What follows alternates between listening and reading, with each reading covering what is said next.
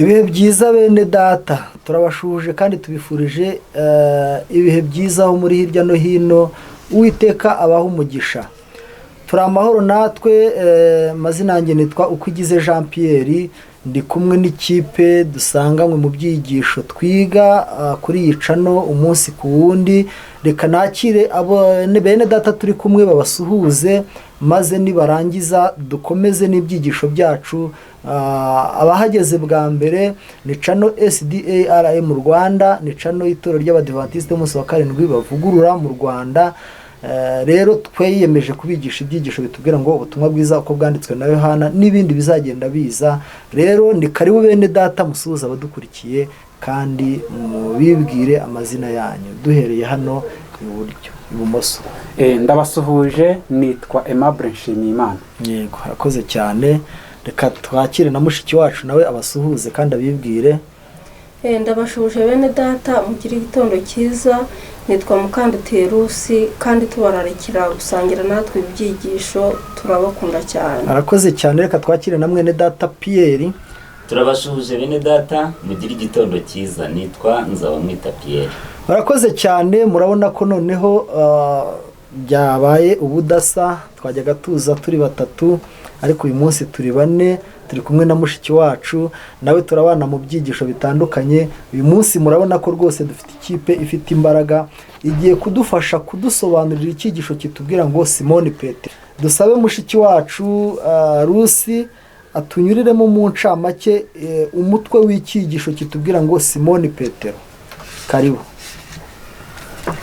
Murakoze cyane. Icyigisho tugiye kwiga ni icyigisho cya 13. Icyigisho kitubwira ngo Simoni Petero.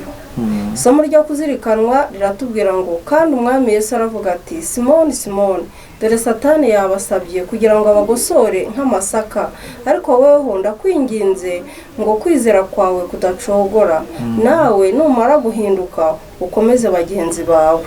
Iri somo turaribona muri Matayo 22:31 na 32. Ahangaha rero hagaragaza uburyo Yesu yari yabonye Petero, abona ko n'intege nke ziri bumubeho, abona ko n'umwanzi yamusabye, ariko nanone hari harimo ihumure ko naza gukomezwa azakomeza na bagenzi be.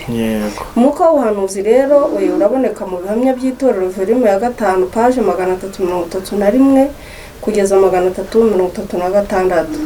Haratubwira harya hati, Petero yaguye bitewe no kumva ko yihagije, kandi binyuze mu kwihana no kwicisha bugufi nibwo ibirenge bye byongeye guhagarikwa. Imigani ya Kristo page 155. Aha rero mu by'ukuri haratugaragariza ko Petero yaguye bitewe n'uko yumva yihagije. Rero icyo navugaho kuri aya magambo, kumva ko wihagije, kumva ko hari icyo uricyo, ibi bintu ntago ari byo. Uyu mutego rero Petero yawuguyemo wo kumva ko hari icyo ari cyo, ariko nyuma ho yaje kumva ikosa ryararibona, turi bugende tunabibona mu ngingo. Yaje kwihana, yicisha bugufi, noneho ibirenge bye byongera guhagarikwa birakomera. Urakoze cyane. Tugiye kureba amateka ya Simoni Petero, tuzamara icyumweru tubireba uburyo Yesu yamusabiye ndetse n'uburyo yaguye n'impuhwe yamugiriye, byose tuzabibona. Rero mukuri reka tujye imbere mu ngingo yacu y'uyu munsi tubwira ngo imico ya Petero. Reka dusabe mwene data Pierre aturebere muri Yohana igice cya 1 umurongo wa 42 mu kibazo tubazwa ngo igihe Petero yasangaga Yesu bwa mbere n'iki shebuja yamubwiye. Twumve muri Yohana uko habivuga, igice cya 1 ku murongo wa 42. Baranditse bati, amuzanira Yesu, nawe aramwitegereza aramubwira ati, uri Simoni mwene Yona, uzitwa Kefa, risobanurwa ngo ibuye. Yarakoze cyane. Noneho ikibazo kirakomeza ngo niki tuzi ku miterere ya Petero. Uyu Petero yaramaze guhamagarwa iki gihe. Isomo ritubwiye uburyo yahamagawe, amateka yo kumusabirayo turayasoma muri Matayo 21:31 na 32 muri uriya mutwe wo hejuru. Noneho hano hepfo turumva ngo ni iki tuzi ku miterere ya Petero. Hano yarahamagawe ariko aza no kugira imibereho abamo, aza no kugira uburyo byageze muri rwa rugamba twamaze kwiga hirya, uburyo barwanaga, intambara bari barimo, ndetse n'icyo Yesu yamukoreye kugira ngo abashe gushikama. Ni iki rero tuzi ku miterere ya Petero mbere yo guhinduka kwe? Reka twakire mwene data Aimable adusobanurire kuri ibi bintu. Karibu. Iyi ngingo kuwa mbere vuga ngo imico ya Petero, muri kino cyumweru cyose Simoni Petero tuzamwigiraho ibintu byinshi. Afite icyigisho twigisha twebwe nk'abizera dukwiriye kumwigiraho, ndetse afite n'ibindi byigisho yigisha abapasiteri n'abagabura bakwiriye kumwigiraho.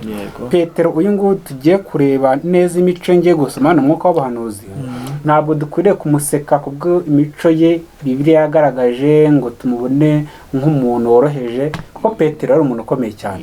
Mu bigishwa ba Yesu bose yari muri ba bandi batatu bari kumwe na Yesu i Getsemani, kandi yari muri ba bandi batatu babonye Yesu ahinduka ishusho y'ikarabagirana, hakaboneka Mose na Eliya. Petero nawe yari mu bigishwa batatu b'inkoramutima za Yesu, ku bw'ibyo yari mu bigishwa bari ku ruhembe rw'imbere. Hano dusoma umwuka w'abahanuzi ngo amaso ya Yesu yabonye Petero, asoma imico ye n'amateka ye.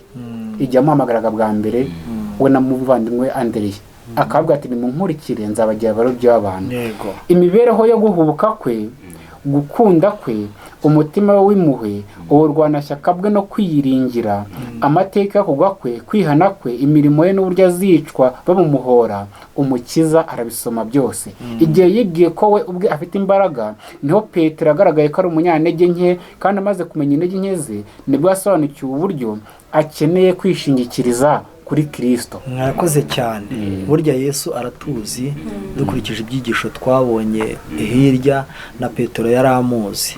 Iyo akubonye aragusoma, iyo abonye umuntu aramusoma, akaba azi ngo uyu muntu nzamukoresha iki, bizagenda gutya na gutya. Reka noneho tukomeze tujye mbere mu ngingo ikurikira.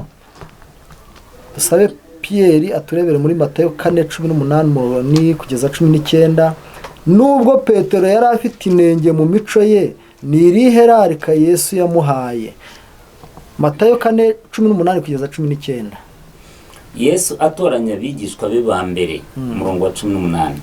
Agenda iruhande rw'inyanja y'i Galilaya, abona abavandimwe babiri, Simoni witwaga Petero na Andereya mwene se, barobesha urushundura mu nyanja kuko bari abarobyi. Rakoze cyane.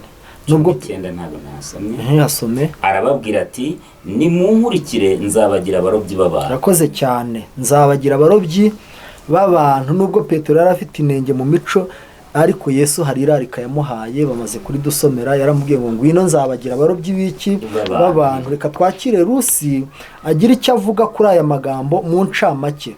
Karibu Rusi. Urakoze cyane. Aha hantu rero harimo isomo rikomeye cyane ry'uko Yesu ni umubyeyi, kandi azi abana be, azi uko bateye n'imico yabo yose. Yesu yari azi ko Petero ari igihubutsi, ariko nanone azi indi mico ye myiza yari imurimo. Natwe muri iki gihe cyacu, natwe nubwo twaba dufite amakosa, ariko Imana iratuzi, izi twese, izi mico yacu rero, ariko ikazirikana icy'ingenzi kiri muri twebwe twayikorera. Imana rero ku makosa, igihe umuntu agize kwimenyaho ikosa akaryihana agahindukira, n'ubundi Imana iramubabarira kandi ikaba umukozi we. Izi tangiriro ryacu rero izi n'ibizatubaho. Akoze cyane Rusi. Kuko tumenya kwa Yesu n'iyi mico, ko twe hari igihe tubona abantu bafite imico itari myiza ku ruhande rumwe, tukabarwanya tukumva ko atari beza, ari nayo mpamvu natwe duhorana intambara. Ni iki bitwigisha mwene data Pierre? Ni iki bitwigisha?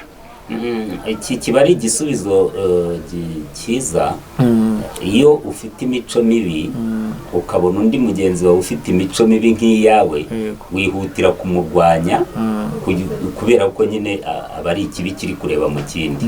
Ariko ahangaha Yesu arimo kutwereka urugero rwiza yuko umuntu ufite imico mibi ushobora kumugenza gakeya ukamwigisha ibyiza, kuko iriya mico nayo abenshi urayiga yego wamugenza gake ukamwigisha ibyiza agahinduka akagira imico myiza birashoboka. urakoze cyane. ntabwo umuntu harimo icyiza n'ikibi, dukwiriye gucungana n'umumaro yagira kuruta ububi bwe. reka twakire Aimable, turi gusoza iyi ngingo, agire icyo yongera kuri aya magambo tuvuze ndetse n'ayo mwene data amaze kudusomera. Karibu Aimable. wenda mbere ko dusoza gato icyo nakongeraho, Petero n'umuvandimwe we Andereya bari ku nyanja birobera, nyine bari mu kazi kabo, umwuga wabo ari uburobyi. Yesu arahabasanga arababwira ati nimunkurikire nzabagira abarobyi b'abantu. burya nibwo arabahamagaye. Ibyanditswe byera no mu Baheburayo harabihamya ngo Pawulo yandikiye Abaheburayo arabwira ati nawiha icyo cyubahiro ahubwo ahamagarwa n'Imana nk'uko Aroni yahamagawe. Murabyibuka Uwiteka abwiye Mose ati genda utoranye Aroni mukuru wawe umwambike imyambaro yerejwe kuba umutambyi mukuru. Aroni nta ruhara bigizemo, yagiye kubona gusa Imana iramuhamagaye. Na Yesu rero nawe ahamagaye Petero. Petero rero ahamagaye na Yesu amushinga umurimo wera.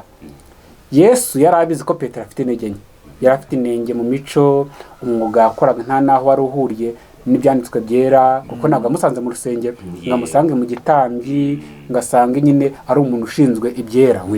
Yamukuye mu kazi yari asanzwe yikorera. Ibyo rero bikwiriye kutwigisha yuko igihe Imana ihamagaye umuntu ntabwo dukwiriye kugiraho ikibazo, kandi nubwo Imana yamukura mu myuga itandukanye, mu ndaya, mu cyaho yamutora runaka ikamutoranya maze akerezwa uwo murimo. Twebwe dukwiye kumwubaha, ahubwo tukajya tumusengera, tukamusengera kugira ngo umurimo wera awushobore. Kandi ikindi ikosa Petero yakoze, yabonye Yesu amutoranyije atangira kumva ko hari icyo ari cyo.